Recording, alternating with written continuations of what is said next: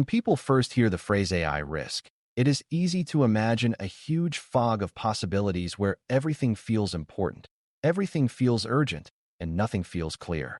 That feeling is not a personal failure, and it is not a sign you are not cut out for risk work. It is a normal reaction to a topic that has a lot of moving parts, a lot of headlines, and a lot of opinions. The goal in this lesson is to help you replace that fog with a practical way to decide what to act on first, without needing perfect information. By the end, you should have a beginner-friendly mental method for sorting risks into a small set of next steps, so progress keeps moving even when uncertainty is high. Before we continue, a quick note. This audio course is a companion to our course companion books. The first book is about the exam and provides detailed information on how to pass it best. The second book is a Kindle-only ebook that contains 1,000 flashcards that can be used on your mobile device or Kindle. Check them both out at cyber.author.me in the Bare Metal Study Guide series. A useful place to start is to define what triage means in a risk context, because the word matters.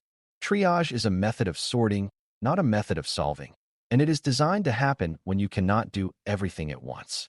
In AI work, you will almost always have more risks than time, money, or attention to address immediately, so triage is not optional.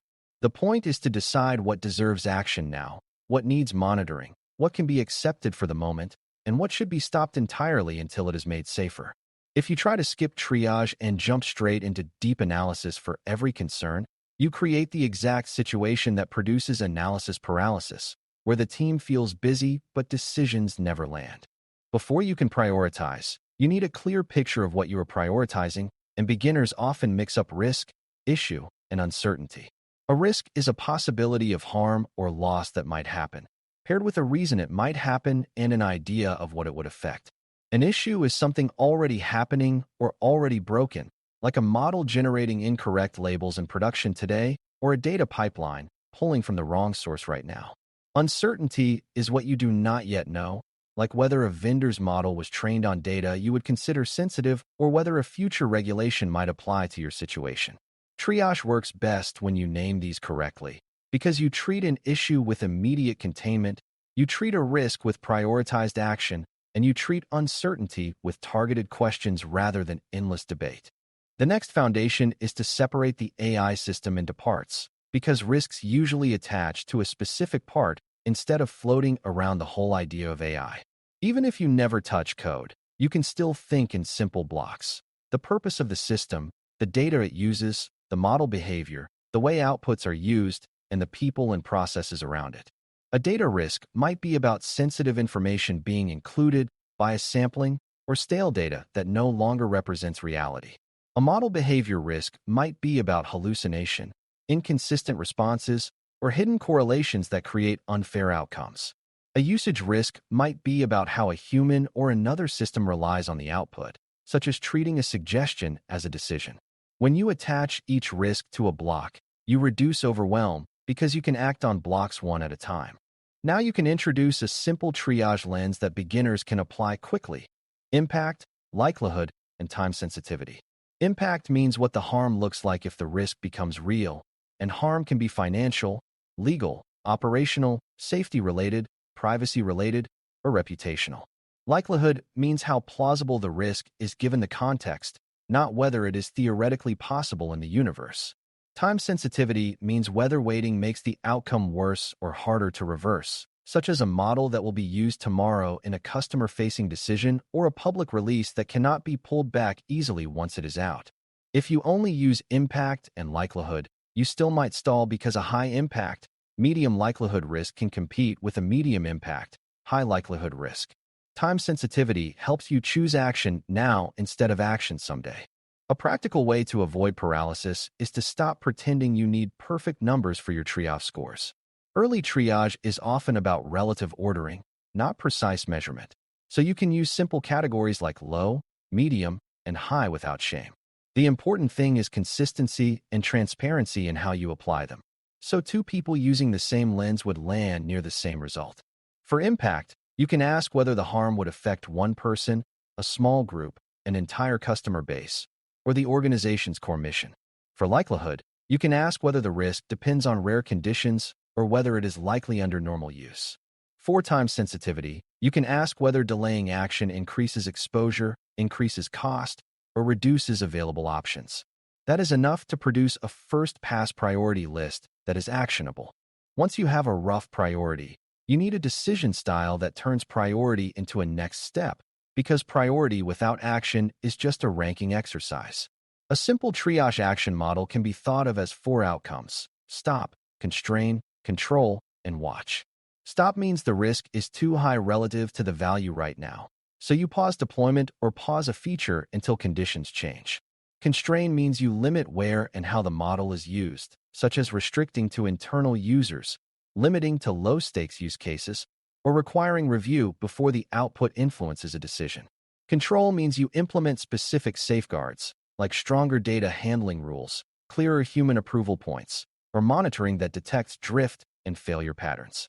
Watch means you document the risk, assign ownership, and set signals that will trigger reassessment rather than treating it as forgotten. A major cause of analysis paralysis is trying to resolve every unknown before choosing one of those actions. Instead, treat unknowns as questions that must earn their place, meaning you only investigate what changes a decision. If a question would not change whether you stop, constrain, control, or watch, it is not a triage question, it is curiosity.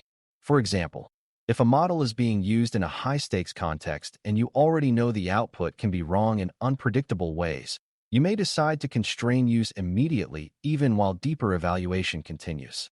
In that case, you do not need to prove every failure mode to justify a constraint, because the decision is about exposure, not about perfection. This mindset keeps the team moving with safe defaults while learning happens in parallel. Another key beginner skill is recognizing that not all AI risks are equal in the kind of harm they produce, and that changes how you prioritize. Some risks are reversible and limited, like a non-critical internal summary being slightly inaccurate, which can be corrected without lasting damage. Other risks are irreversible or hard to unwind, like exposing sensitive personal data, denying someone an opportunity unfairly, or making a safety-related decision based on flawed reasoning. Irreversible harms deserve higher priority even if they are less frequent, because the cost of being wrong is not just a minor inconvenience. This is why safety, privacy, discrimination, and regulatory noncompliance often rise quickly in triage, especially when the system touches real people rather than only internal experimentation. Thinking in terms of reversibility helps you avoid spending weeks polishing low-consequence risks while high-consequence risks sit unaddressed. To make triage real, it helps to walk through a simple example that does not depend on any specific tool. Imagine a team wants to use a generative assistant to draft messages to customers, and the assistant can sometimes include details from internal notes that were not meant for customers. The impact could include privacy exposure and reputational damage, and the likelihood might be medium if the assistant routinely sees internal notes. The time sensitivity might be high if the feature is launching next week and many people will use it quickly. A reasonable triage decision would lean toward constrain and control right away, such as limiting what data the assistant can access and requiring human review before any message is sent. Notice that you do not need a perfect study of all possible leaks to take that step, because the exposure itself is the urgent concern. A second example shows how triage helps when the risk feels scary but may not deserve first place. Suppose an internal AI tool sometimes produces odd wording that sounds unprofessional, but the output is only used by employees to get ideas, and employees know they must rewrite before publishing anything. The impact is mostly minor annoyance and occasional confusion, and the likelihood is high because it happens often. The time sensitivity might be low because nothing forces immediate release, and the harm is reversible because people can simply discard the output. In triage, this might land as watch or control with a light touch, such as guidance on appropriate use and a simple feedback loop. The key is that high frequency does not automatically mean high priority if the consequence is low and easily corrected. Triage also depends on understanding who owns the decision, because one reason teams freeze is that nobody feels authorized to choose. A good triage practice assigns a clear decision owner, a clear risk owner, and a clear action owner, even if those are the same person in a small organization. The decision owner is accountable for deciding stop, constrain, control, or watch. The risk owner is responsible for tracking the risk over time, including changes in context and new evidence. The action owner is responsible for making the agreed step happen, whether that is updating a process, adjusting access, or setting monitoring expectations. When roles are unclear, triage becomes a debate club and analysis paralysis becomes the default outcome. There is also a common misconception that triage is about being fearless and moving fast, but in risk work, triage is about being disciplined and moving safely. Moving fast without triage is just moving randomly, and it often increases exposure in ways that are hard to see until damage occurs. Real triage produces clarity about what you are willing to accept temporarily and what you are not willing to accept at all. It also creates a record of why a decision was made, which is important because future reviewers will ask what you knew at the time and what you did with that knowledge. Beginners sometimes worry that writing down imperfect judgments will make them look bad, but the opposite is usually true.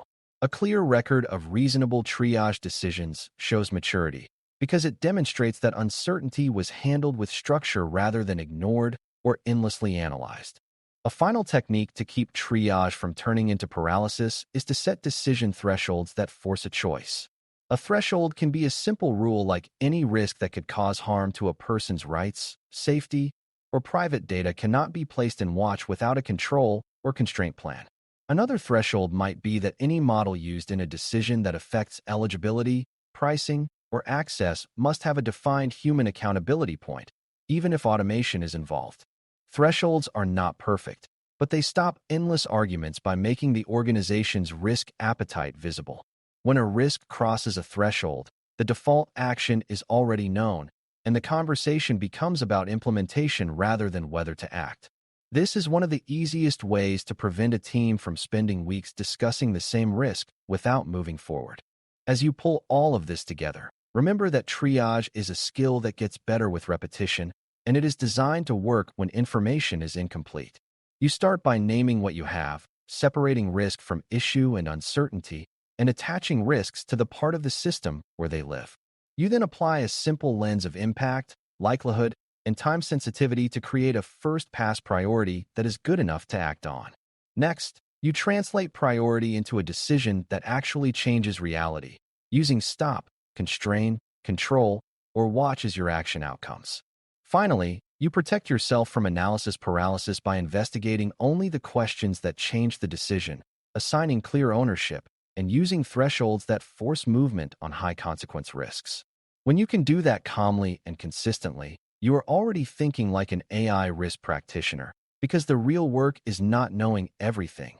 It is deciding responsibly with what you know today. Thanks for listening. For more audio courses, daily newsletters, and more, please visit BareMetalCyber.com.